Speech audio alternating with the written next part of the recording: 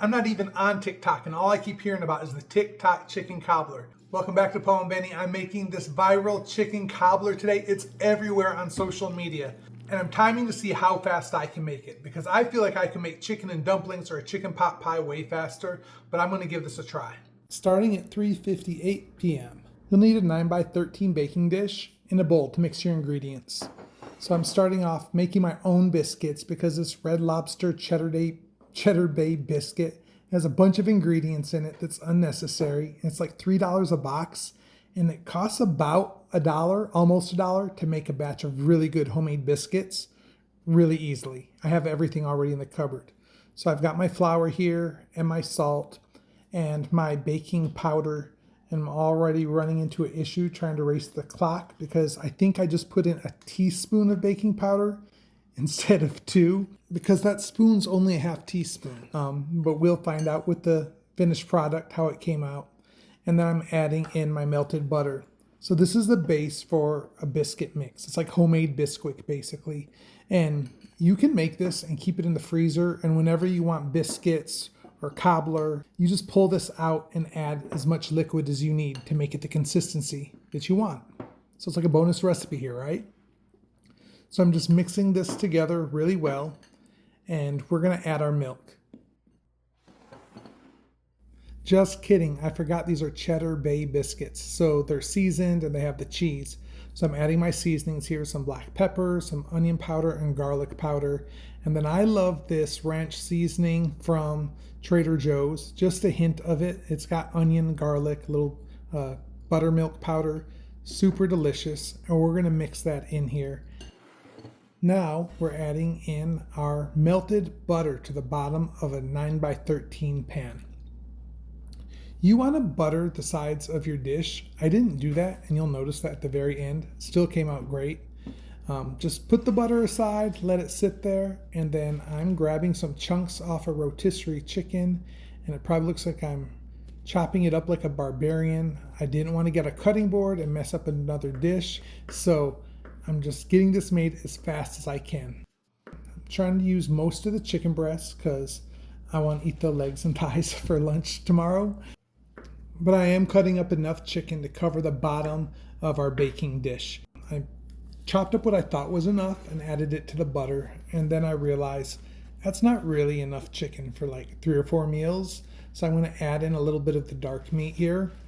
You use whatever you have as well. If you want to use canned chicken, I'm sure it's going to taste delicious, just won't have the same texture.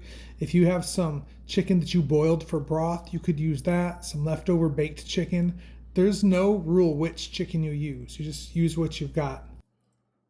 And it probably doesn't look really appetizing to see me tearing up chicken legs, like those stringy pieces. Like, that's ugly. So I took it out and tore it up. But you just want it to be bite-sized. It's not a certain size it needs to be. It doesn't even have to be chopped up, I realized. Like, I didn't need a knife. I could have just busted up the chicken in my hand, put it in the bottom of the dish, because it's all going to bake together.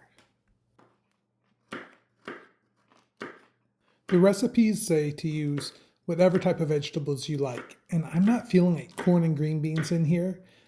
We almost always have baby carrots and frozen peas, and those are my 2 favorite things to put in casseroles or chicken soup, things like that. So I'm just chopping up the baby carrots here. Chop your vegetables safely. You shouldn't be racing against the timer trying to get your vegetables chopped. That's silly. But nevertheless, do as I say, not as I do. I want to distribute the carrots across the top of the chicken as evenly as possible. Doesn't have to be perfect. Again, it's a casserole. You're going to get little bits of this and that in every scoop. And then I'm not chopping up onion today. I'm just using some dehydrated onion chunks, which work perfectly. And these are my favorite peas. They're from Trader Joe's, and they're the young petite peas. And sometimes when you get frozen peas, you get those like big ones. They're like tough and starchy. I've never had that issue with these. So back to our biscuit layer mix.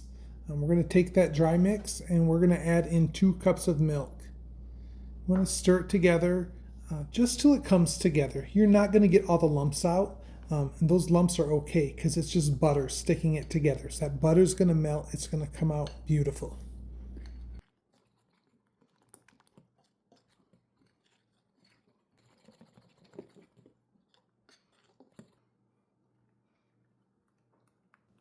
Pouring our mixture over the veggies and chicken, and just try and get it as even as possible. It's not going to come out even, but you know, we do our best with what we've got. I'm going to scoop it out here and just try and fill in any little gaps because you want some biscuit with every bite.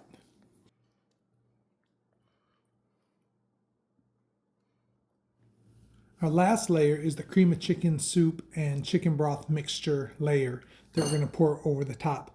I'm just using good old-fashioned Campbell's cream of chicken soup. If you have time, you can make your own cream of whatever type of cream of soup you want. Actually, I'm going to put a link below for a really cool channel I like to watch. It's called Tales from Empty Nest, and she has a video where you can make cream of chicken, cream of mushroom, what have you. One more backtrack.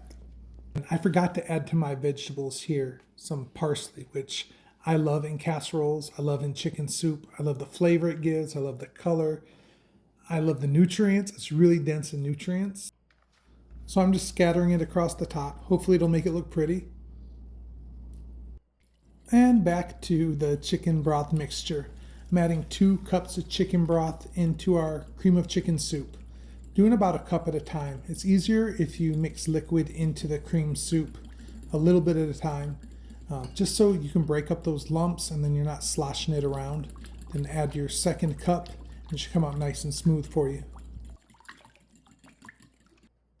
Some of you may have caught earlier that there was no cheddar in my Cheddar Bay biscuits.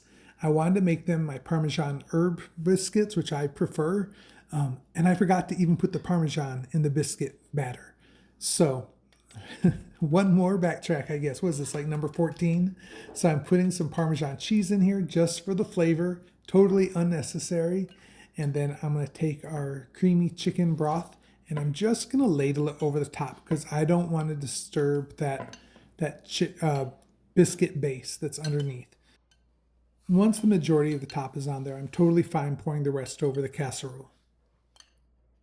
And now would be a perfect time to smash the like button and subscribe to our channel if you want to see more food videos. I let mine bake for a full hour. It was in the oven in 24 minutes despite my lack of organization.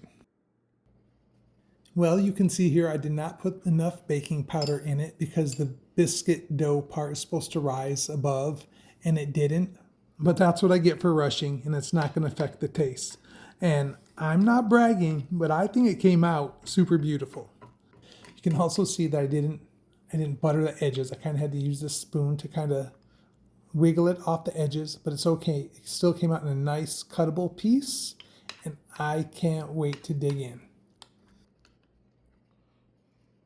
I'm not expecting anything bad, right? I mean, I love chicken and dumplings. I love chicken pot pie. I love chicken and biscuits.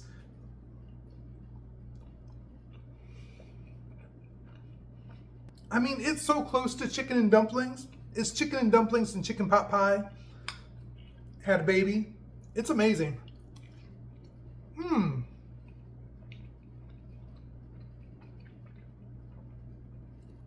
It doesn't need cheese, guys. I would leave out the Parmesan. Just the chicken flavor, so good. That texture, if you like biscuits or dumplings, phenomenal. I talk so much trash about these TikTok recipes because usually they're not good, or there's something really simple and they just gave it a new name. It's so chickeny and buttery, you have to make this. As always, I'm Paul. We're super grateful for comforting, cozy, easy to make meals. And of course, we're grateful for you watching.